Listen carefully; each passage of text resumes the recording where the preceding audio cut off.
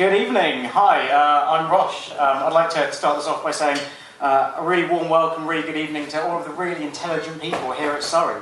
And chemistry as well, of course. I do apologise, I couldn't resist. See, being arrogant is one of a physicist's two favourite hobbies. The second one, as you all know if you know any physicist at all, is ruining films for people by pointing out the physics in it. So we couldn't wait for Gravity to come out, just so we could tell all of our friends how we weren't going to go and watch it and why. So, being a physicist is very fun. I'm a theoretical physicist, and that's not without its shortcomings. There are a few problems with this. Now, the main problem is that, although most of us are pretty normal human beings, some of us are absolutely mental. and I think people get a little bit lost in the maths of what they're doing. People forget common sense.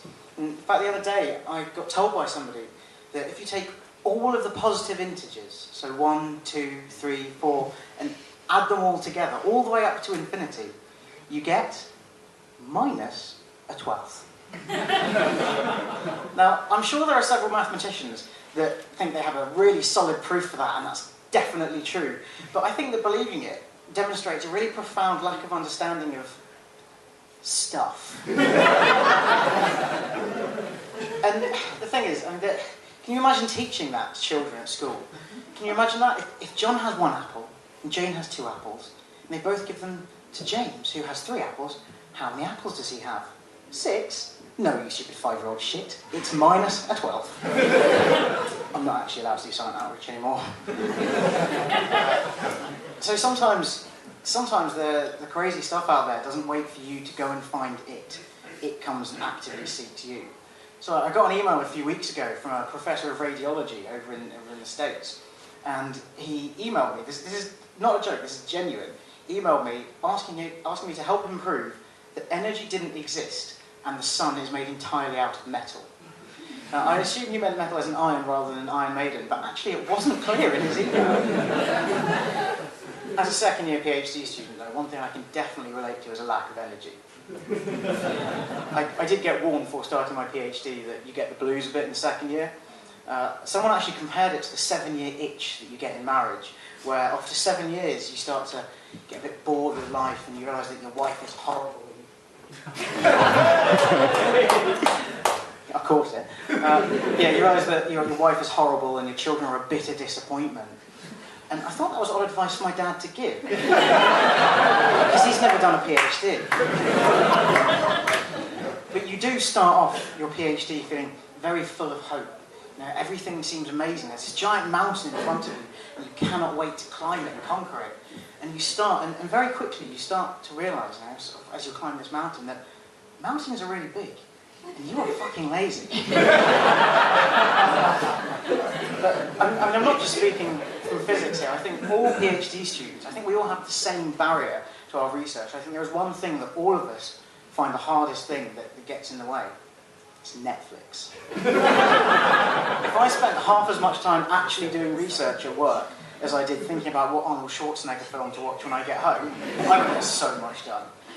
I bet there's now a media studies student who's currently writing their PhD on the use of music in Netflix original series who's feeling very smug by it now. But I mean, it's not all bad. I think that doing a PhD is a series of highs and lows. It's simple harmonic motion at its best, really. And I mean, it can be very frustrating when you're working on a project and nothing's going right, your code just won't compile, everything's going wrong.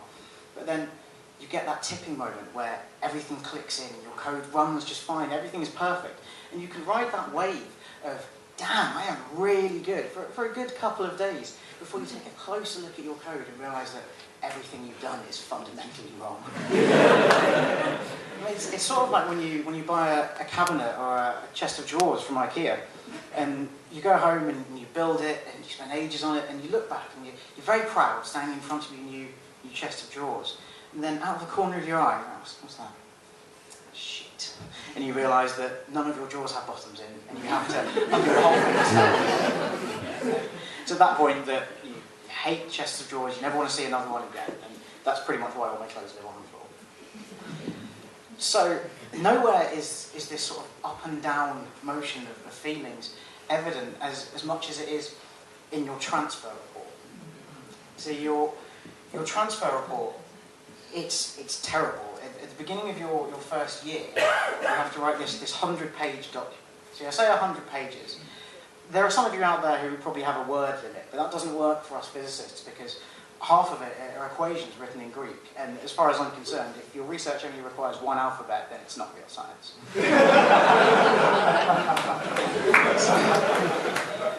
Okay, so what happens is you start to do this document. You start to write this transfer report, and you get closer and closer to the deadline, and you start feeling worse and worse and worse. You can't go out, you shut yourself in your room, all you do is do your work constantly.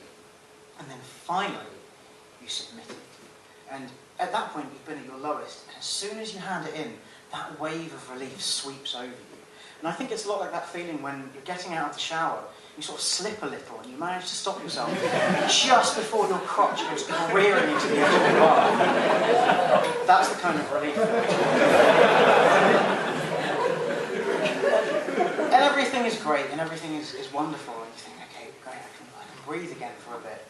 But not long after that comes your viva, okay, your confirmation viva, it's now called.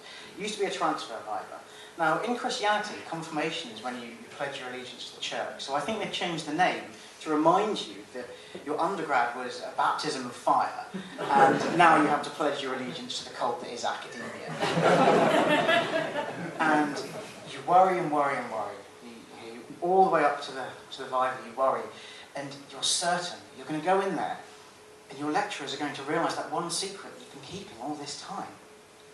You know nothing.